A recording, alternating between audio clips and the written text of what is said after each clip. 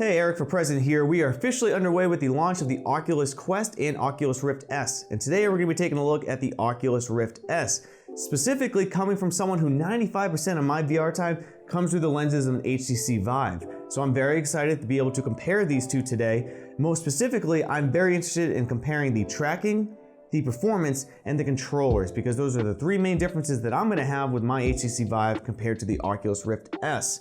So stay tuned for my review, impressions, and overall first thoughts of the Oculus Rift S. And if you have any questions or comments, please leave those down in the comment section. Make sure to hit that like, it helps me out greatly, and subscribe if you'd like more. Let's get started. Very quick, the unboxing for the Rift S could not have been any easier. There's not a dozen small baggies or zip ties needing to be cut or untwisted. Inside the box, there's simply the headset, two touch controllers, two AA batteries for the controllers, and a few small accessories. That's it. Compared to my Vive experience, this was a pleasant surprise not having to dig out the sensors, sensor mounts, sensor cables, mounting equipment, USB box, etc, etc. The Rift S was as simple an unboxing as there is, and I was pleasantly surprised by that. I'm going to come back to the controllers and headsets soon, as I do have some specific notes, but my next step was basically getting it set up. I simply plugged the USB and display port into the back of my PC, went to the Oculus website for the app, and started the process. After waiting so long to play both the Rift S and the Quest soon, sitting through the loading screens was not easy. It will have you connect through Facebook, which isn't mandatory, but did make things much easier for me, and then a firmware update will start, which means of course more loading. Lastly, a safety video as well as your initial room setup will start, which was a breeze, and although you can't skip the safety video in real life, we'll skip it here because safety is of course boring. Now, quick note on the headsets. The Vive was immediately noticeably bulkier and heavier than the Rift S. And while both had the Halo strap, I preferred the Rift S's Halo strap because it just was more compact and more firm, where the deluxe audio strap from my HTC Vive is very loose fitting, and I appreciated how rigid the Oculus Rift S felt compared to it. On my head, the Oculus Rift S, it was pretty easy for me to find my sweet spot, and I do have a fairly small, almost Cyclops-like IPD, and guys, I had no problem with the IPD of this. The touch controllers, on the other hand, were much smaller than the Vive ones and what I'm used to. I'm used to having a lot to hold on to, and this was a noticeable change.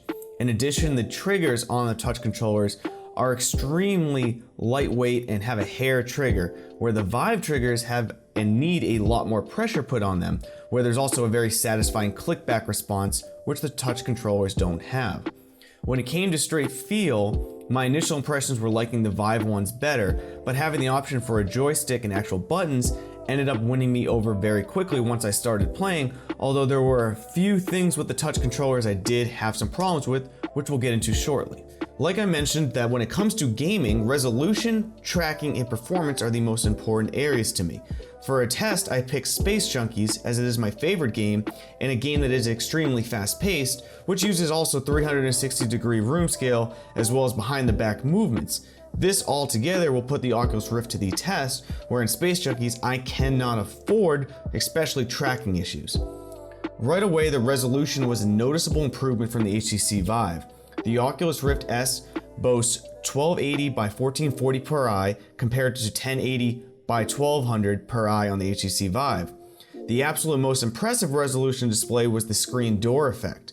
The Rift S screen door effect compared to my Vive play was basically tremendously absent, and I had a genuine grin from ear to ear on how much better it looked on the Oculus Rift S compared to my Vive. I love the resolution, and between the Vive and Rift S, I'm not sure if I can go back to playing my Vive after this. Next, let's talk about how the controllers felt in play. Now, having buttons and a joystick, I felt much more in control of fine motor movements in game and felt much more natural. This led to a more immersive feel, as I was much more comfortable using the joystick compared to a trackpad with the Vive. I do miss the click feeling you get when pulling the trigger on the Vive though, as it was just a little extra immersion that made me feel like I was actually pulling the trigger on a gun. The Rift S touch controllers were much more ergonomic in my hands as well, although I wish they were slightly longer for my grip, as my hands slightly were slipping during extended play. The one major difference which I will need to test more is the grip button on the side. I found between with how small the controller is and how much of a hair trigger for the side grip there is, that I was constantly dropping weapons and losing control during intense matches. I have not yet found a way to grip and not hit the side button, but hopefully in practice this gets better. Be wary about this when going from a Vive to the touch controllers.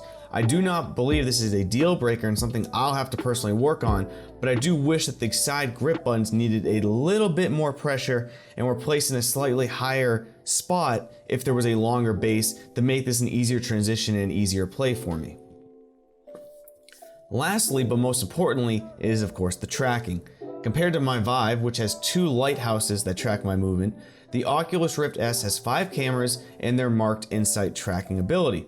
I had my concerns before trying the Rift that fast-paced 360-degree rotations and behind-the-back movements were going to possibly be a problem, and honestly here I've had a mixed bag of results. In my first hour, I had tremendous tracking issues that made things almost unplayable, but this was my fault as I found my green screen lighting apparently was having a large effect on the Insight tracking. Creators should take note of having to do their lighting slightly differently while using the Insight tracking on the Rift S. Once the lighting was fixed, tracking did tremendously improve, and the experience was similar to my Vive. Reaching behind my back for my sword or shield at times though, did have a few moments where tracking was lost, and that is a negative because in the heat of battle, especially in a fast-paced multiplayer game, pulling back from my sword and it not connecting almost means instant death in some scenarios. Also, weapons such as the slingshot in Space Junkies, where I have to pull one arm close to my face, like pulling back the sling, continuously caused my tracking to slightly skew, and this made the weapon basically a suboptimal choice while using the Rift S. Overall tracking was better than I expected, but compared to the Vive far surpassed it. I hope in time, with some fine-tuning of the software, practice on my part, and understanding how the Insight tracking works, these issues will be resolved. And although I'm not going to go back to my Vive, I'm going to stick with the Rift S. If it is something that does not get better and I'm not personally able to compensate for this type of tracking, I may have to go back to my Vive for games, especially multiplayer, that demand a high level precision to be in a competitive play. Alright, so those are my first impressions of the Oculus Rift S. Now I will have a full review video coming down the line later. This is my exact initial impressions of it. Right now I need much more playtime, especially in games that maybe don't require as much movement as Space Junkies. That way I can tell if this is going to replace my Vive or not. As of right now, I'm pretty favorable. I'm looking forward to playing more on it. I like the resolution difference, and not having to use sensors and being able to easily set up was already a game changer to me. So I'm looking forward to playing a little bit more. Please leave a like down the comment, or please leave a like and a comment down there if you enjoyed this video. I'm Eric for President. I will see you on the next one. Goodbye.